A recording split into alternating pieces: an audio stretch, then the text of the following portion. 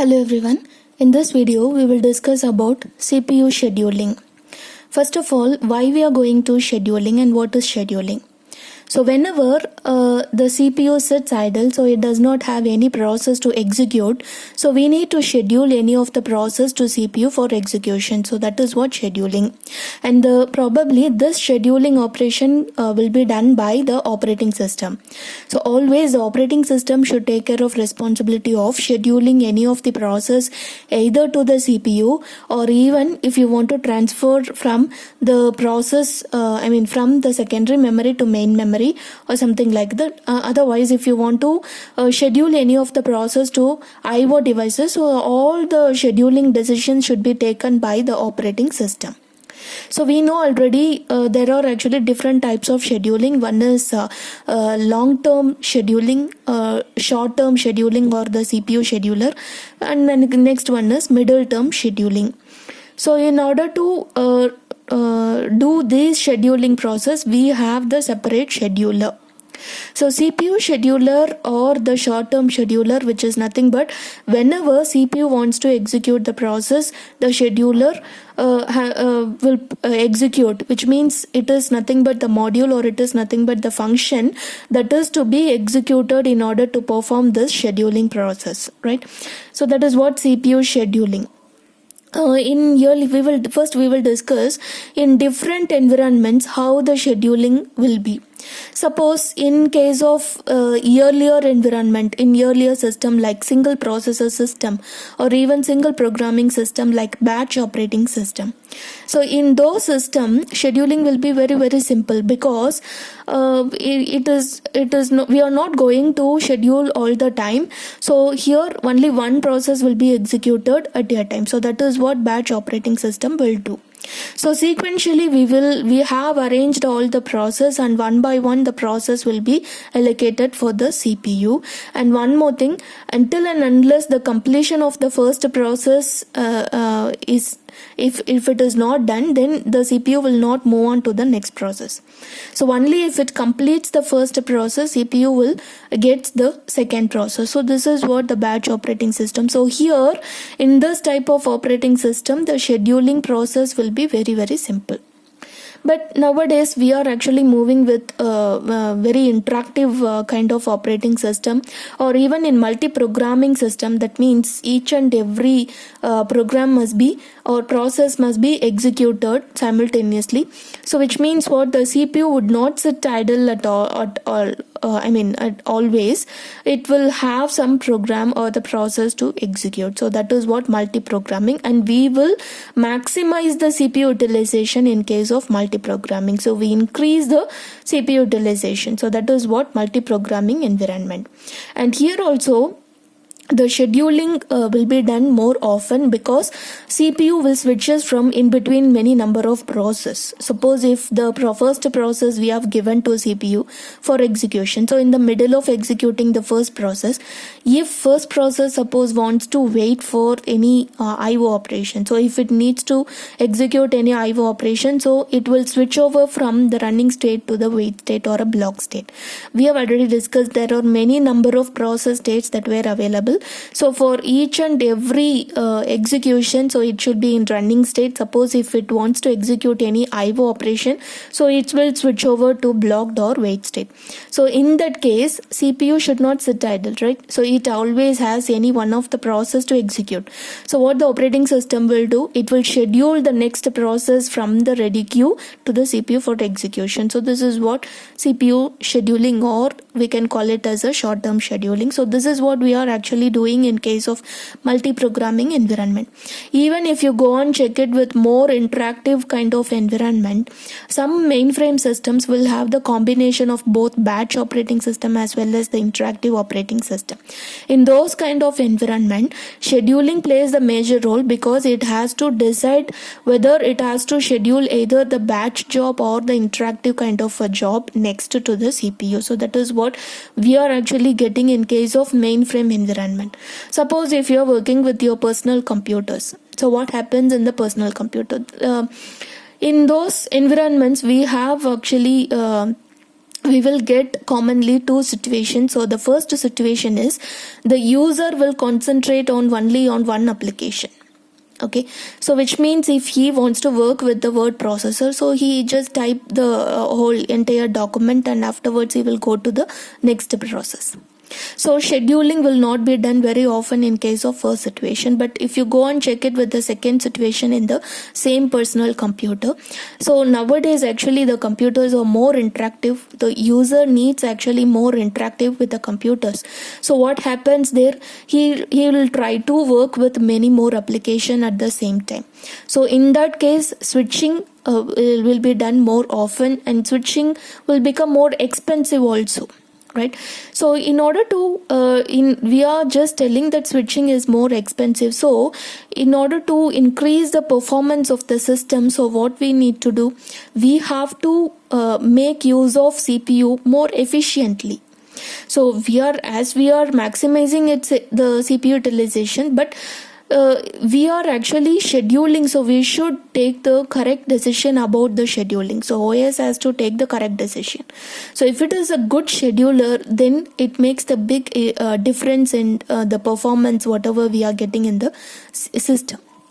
Okay, and also the user will be more interactive. So in that way the scheduling will takes place. So that is why we are going to the scheduling, and what is actually scheduling, how it works in different environment. Okay, so now what could be the process behavior?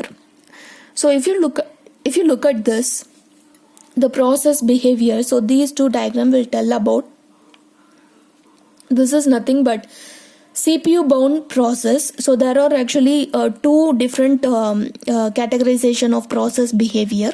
First one is CPU bound process and the next one is IO bound process. CPU bound process means it takes more time in order to execute with the CPU rather than the IO devices. In case of IO bound process, it takes more time in order to execute with IO devices rather than the CPU. This is what the difference between these two behavior, right? So if you go and check it with the CPU bound process, so you can get more amount of time will be given by the CPU burst cycle, which means more amount of time will be taken to execute by the CPU. And this represents the time that takes for waiting for the IO operation, otherwise performing the IO operation. And again, so while it is executing, so we are just given first process to the CPU for execution. If it is executing for a long time, so after a long time it wants to execute some IO operation. And again, the scheduling takes place here. The OS has to schedule the next process from the ready queue to CPU. And again, since it is a CPU bound process, so it takes more time in order to perform the execution by the CPU. And again, if it requires some IO operation, so scheduling takes place. So this is how the CPU bound process may execute in case of scheduling, right? And here, if you look at this, scheduling will not be done more often. So after a very long time only the scheduling takes place. But if you go and check it with the IO bound process, so there could be much amount of time taken to execute the IO operation rather than the CPU computation. So if you look at this, first process has been executed only for a small amount of time, and afterwards if it requires for IO operation, so it will do all those IO operation. At that time, CPU has to get some other process, so scheduling takes place, and afterwards. So this is what the IO bound process. So we should keep on executing the scheduling task, because it may execute, it will require only little amount of time for CPU computation. So again, it has to execute only IO operation. The process whatever we are providing to CPU, it should not be only CPU bound process or only the IO bound process. It should be a good mixture of CPU bound process and the IO bound process. Then only we will utilize the CPU very well, and we can effective utilization, we can achieve the effective utilization in that way, right? Then when what happens during scheduling, so which is nothing but context switching. So scheduling can be achieved with the help of the term called context switching. So we know this already.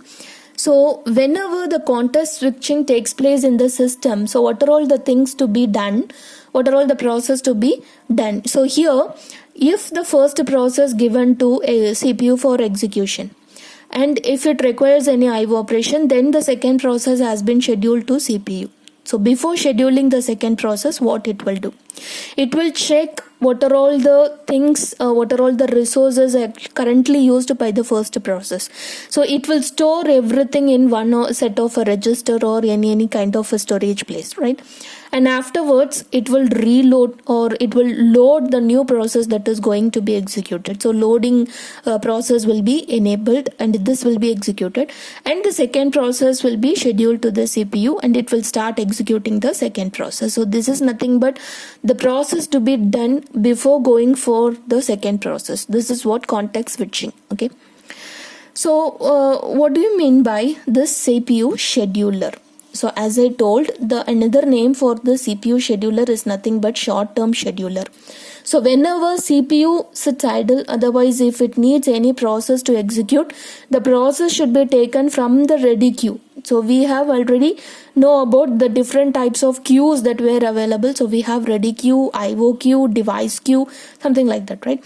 So for each and every queue, whatever we have, so it should maintain a list of process in some order, like first in first out, or in some other order also it will be maintained. Like from the ready queue, we can get the process, and that could be given for this CPU for execution.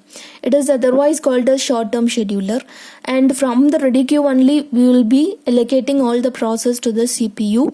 And here it may maintain any of the order. So either it must be in FIFO, that is first in first out, or it may follow the priority order, or it may follow some tree like structure, or it may follow simply unordered linked list concept. Okay, so without any ordering, so it may randomly store all the incoming process in the ready queue, and it will keep on scheduling all the process one by one to the CPU for execution.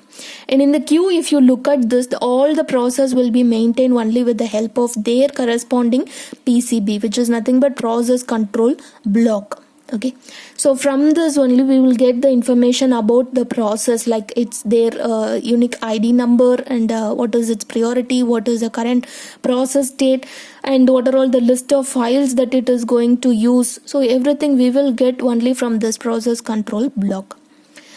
So next one is when to schedule. So we need to understand when the scheduling takes place. So whenever any process is created, right, the first one is whenever the process is created, like if the currently running process creates any other process, so what happens there? Which process to be executed? Either the parent process or the child process. So again, any one of the process to be executed, not actually both, right? So OS has to take decision, either it will continue with the parent process or it will execute the child process. Afterwards it will come back to the parent process, like that.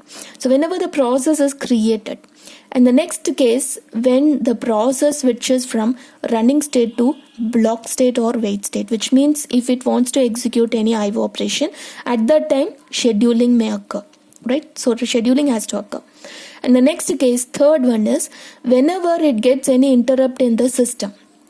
Okay, so interrupt is different from the IO operation. Suddenly if it gets any external event in the system, so it has to respond to that interrupt. So whenever any interrupt occurs in the system, CPU will stop executing its currently running process, and afterwards it will respond to the interrupt. So at that time also scheduling takes place. And the fourth step is whenever the process terminates. So either by itself, either if it is a normal termination or abnormal termination, due to some reasons it may abort abnormally, right? So whenever the process terminates, again the scheduling takes place. So these are all the four different cases when the scheduling occurs in the system. So there are actually two different scheduling modes we have, or we can also call it as a scheduling methods. One is preemptive scheduling and another one is non-preemptive scheduling. So what do you mean by preemptive scheduling? So we just come across the four different cases of when the scheduling takes place, right? First one is when the process switches from run to ready state. So what does it mean? Whichever the process completes its IO operation, so it will whenever it gets any interrupt, right? Whenever it gets any interrupt, that is the third case. Whenever it gets any interrupt, so it will switch over from running state to ready state. So at that time, preemptive scheduling method may follow. So I will tell you what is mean by preemptive and non-preemptive. Okay, so when we have to use these two particular methods in all these four cases. So whenever the interrupt occurs, so at that time scheduling takes place. So at that time, what kind of scheduling method we are just going to use? It is a preemptive method, right? And next one, whenever there is a process which is from waiting state to ready state, which means the process completes its IO operation, so it has to switch over from waiting to ready state. So at that time also, we are just using this preemptive scheduling method. And when we are actually going to use this non-preemptive scheduling method, so whenever the process terminates, so when any of the process completes its execution, so at the time also scheduling takes place. But what type of scheduling we are just going to use? It is a non-preemptive scheduling method. And whenever the process switches from running to waiting state, so when any of the process gets IO operation, so it has to switches from running to waiting state. At the time also, we are going to follow this non-preemptive method, scheduling method. So now you can get the idea about what is preemptive and what is non-preemptive, because if you are forcibly trying to release the process from the CPU, which is nothing but preemptive. If you don't force any of the process to release voluntarily from the CPU, not voluntarily, if the process voluntarily releases from the CPU, so until the process will be given to CPU for execution, so we should not release the process from the CPU for any cases. For any reasons, we should not release the process from the CPU. That is what non-preemptive scheduling method. Okay, so I will give you some examples. Suppose if the currently executing process, okay, if it gets any interrupt, otherwise, if that particular process has been completed its execution, so at that time we can follow this non-preemptive scheduling method. Okay, so if it gets any interrupt, not interrupt exactly, if it needs to work with IO operation or IO devices, right? So if it needs to work with IO devices, and if the process terminates, which means it completes its operation, so at that time we need to follow this non-preemptive scheduling method. So when we need to follow the preemptive scheduling method, whenever the process gets any interrupts. Okay, so we are actually forcibly releasing the process from the CPU. The process does not want to release this from the CPU, but we are actually forcing the process to release from the CPU. That is what preemptive. And also, if you're setting any timer for the process execution, and if it doesn't completes its execution before the timer, if it exceeds the timer, then what we have to do? We can stop it. So we can forcibly release the currently executing process from the CPU. That is what preemptive. Now you know what is the difference between preemptive and non-preemptive scheduling method, right? So voluntarily, if the process gets released, which is nothing but non-preemptive, so we are not forcing any of the process to release from the CPU. That is what non-preemptive. But if you force to release from the CPU, if you force any of the process to release from the CPU, which is nothing but preemptive. So in case of Windows, in earlier versions of Windows, that is before Windows 95, it is actually we have used the non-preemptive, and the other name for non-preemptive scheduling is cooperative scheduling. We have used only these kind of scheduling methods. Later versions of Windows from 95 onwards, we are just using only this preemptive scheduling, because it should be more interactive with the users, right? So we cannot wait until the process has to complete its execution. If it takes for a long time, we cannot wait for that. Okay, so we have to switch over in between many more processes. So we are just using only this preemptive scheduling mode. And even in the Mac OS X version, so it is actually using preemptive, but earlier versions of Mac operating system have used only non-preemptive method. Now, what are all the difficulties we are facing in case of preemptive scheduling? So we should know about the difficulties also. So if you go and work with the cooperative process, so what do you mean by cooperative process? So if the two process wants to share any of the common data, that is what cooperative process, right? If two process exist that wants to share any common data or any common resources, that is what cooperative process, if both the process dependent with each other, right? So what happens here, and if you go and check it with the preemptive scheduling, right? So first this A process has been executed and it just updates the common data, whatever it is trying to access, it just updates the data. Okay, and afterwards this particular process has been preempted. So what is the meaning of preempted? So we are just releasing this process, not volunteer. The process has not been released. We are just forcing the process to release from the CPU. That is what preempted, right?